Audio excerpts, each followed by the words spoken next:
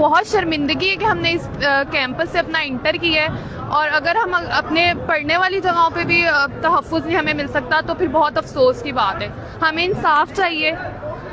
ہم چاہتے ہیں کہ ریپسٹ کو پکڑا جائے اور اسے سزا دی جائے. یہاں پہ بچہ آگنا جا رہا ہے، جو بھی اپنے حق کے لیے بولنا چاہ رہا ہے ان کو بند کیا جا رہا ہے. جو باہر آنے جا رہے ہیں وہ ان کے ہاتھ بھی دے سکتے ہیں، ان کو آنے کی اجازت ہی نہیں ہے. ٹیچرز ہمیں کہہ رہے ہیں کہ ہم آپ کو سسپینشن لیٹر دیں گے اگر آپ لوگوں نے باہر بولا. یہ جنہوں نے ہماری نشوونما کرنی ہے ان کی تو خود نشوونما ہونے والی ہے. وہ ہمیں کیا سمجھائیں گے جن کو خود نہیں پتا کہ ایک بچی کا حق چلا گیا، ہم ان کو حق دلوائیں.